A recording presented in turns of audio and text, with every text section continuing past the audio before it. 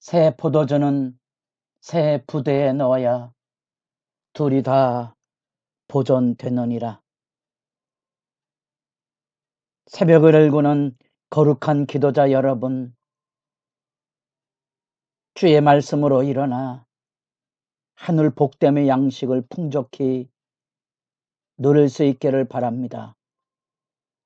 오늘 우리가 읽어갈 말씀은 마태복음 9장 14절에서 26절까지의 말씀으로서 우리는 그 안에서 예수님께서 기적을 일으키셨던 세 번의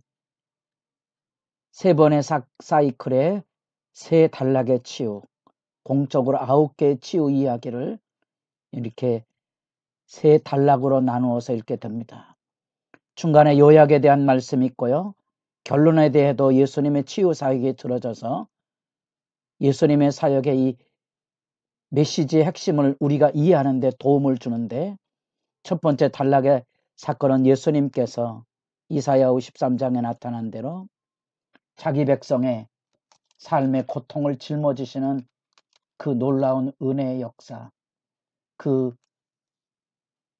긍휼을 가지고 자기 백성의 고통을, 연약함을 담당하시고 병을 짊어지시는 역사의 긍휼의 측면이 담겨져 있다면, 그 치유 사건의 두 번째 단락 안에는 하나님의 아들로서의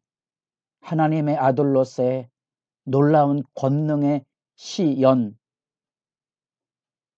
본래 하나님이 창조하신 복된 세계가 어떻게 죄악으로 깨지고 무너져 우리 인간의 몸에도 질병이 기숙하게 되었는지, 그 본래의 창조의 능력처럼 우리 몸에 하나님의 나라의 회복을 열어가시는데 권세 있는 역사를, 바다도 풍랑을 잔잔케 하시는 꾸짖음을 통하여 자연 질서의 회복과, 구체적으로 악령이 지배하는 세대 가운데 회복과,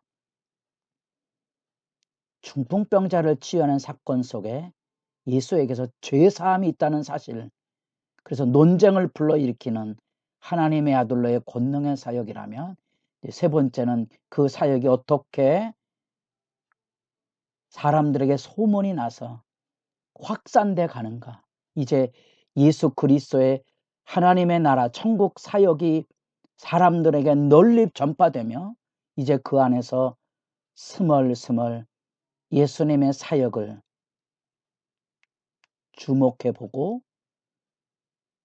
체포하고 죽이려 하는 악의 움직임도 그 안에 나타나기 시작하는 두려운 장면을 우리가 보게 됩니다.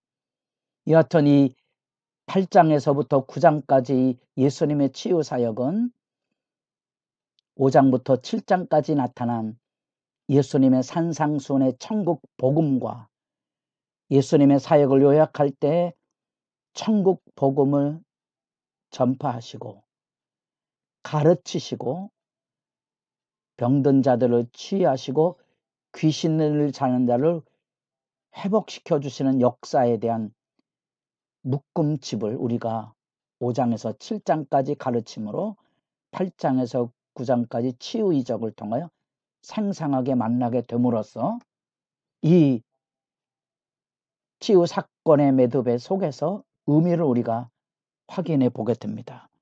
오늘 이제 두 번째 이 단락, 이 예수 그리스도가 하나님의 아들이심으로 하시는 그 일에 대한 논쟁, 이 치유 사역을 일으키시고 제자를 부르시는 사건, 여기도 제자의 부르시는 사건 중에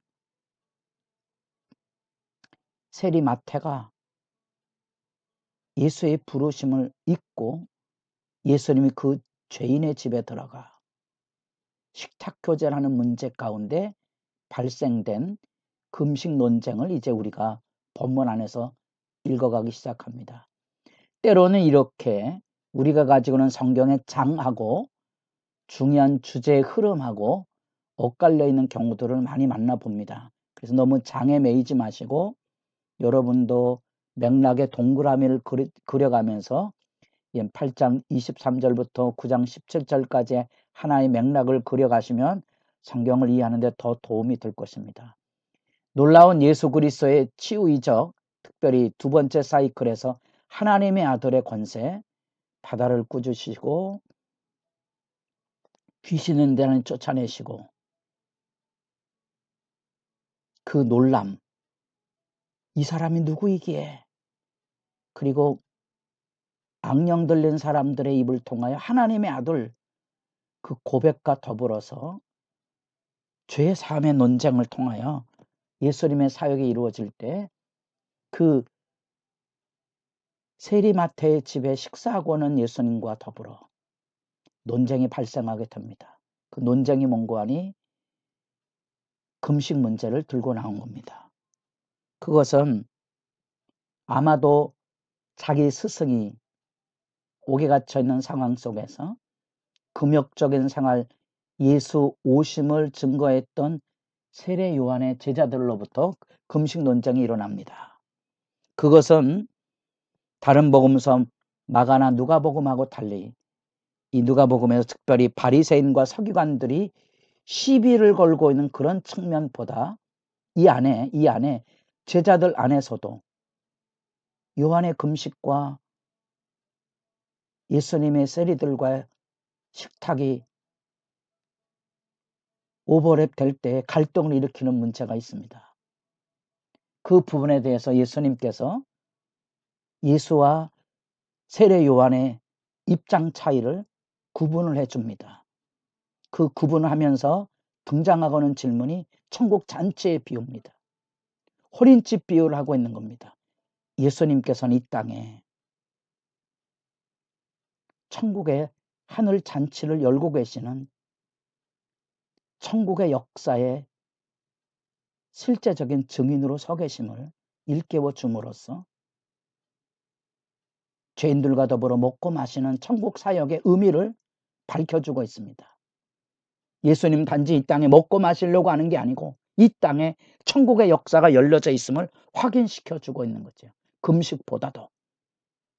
그래서 때로 신랑을 빼앗길 날, 곧 예수님께서 십자가에 달릴 고난의 여정은 예고되어 있지만 지금 그런 점에서 예수 그리스도의 구원 사역을 예수님께서 비유로 생배 조각하고 새 포도주 가죽 푸대에 대한 얘기를 하고, 여러분 아주 좋은 천을 잘라서 낡은 옷을 입습니까?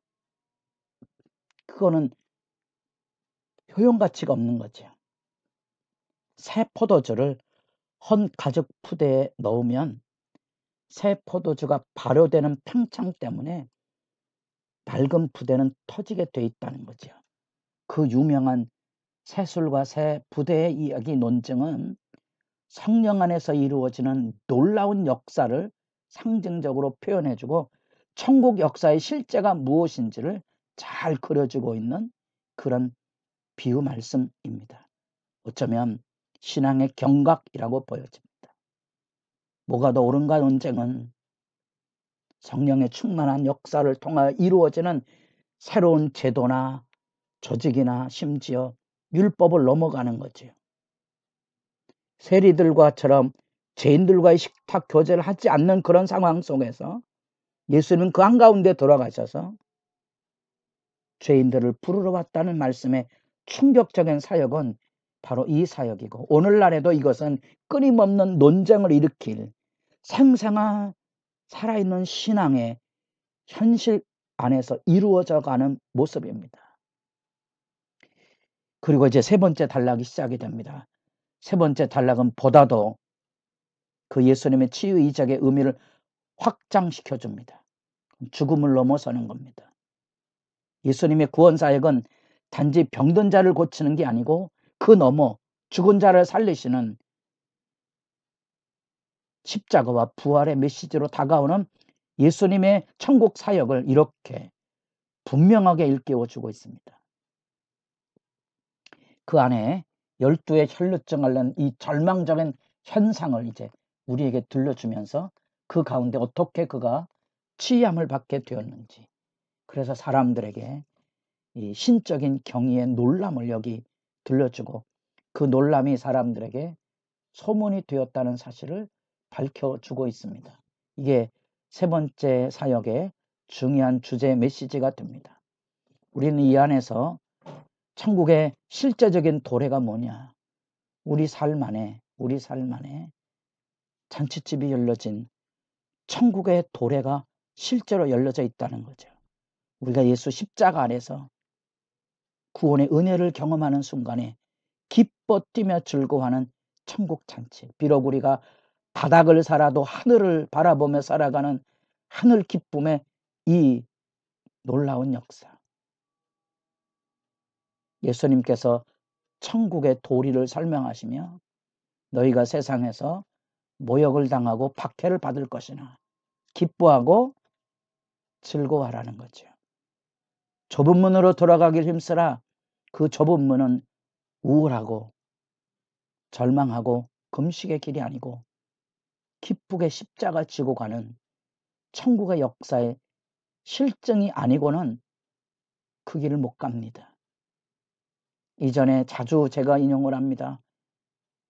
믿음의 선진들이 가난과 박해 속에서도 불구하고 세상 사람 날 부러워 아니하여도 나도 역시 세상 사람 하나도 부럽지 않은, 사실은 우리가 너무 세상을 부러워하며 살고 나보다 건강한 사람, 나보다 돈 많은 사람, 나보다 출세한 세상 사람을 부러워하느라고 복음의 영광을 잃어버린 시대의 아픔을 우리 여러분들은 분별하고 있습니까?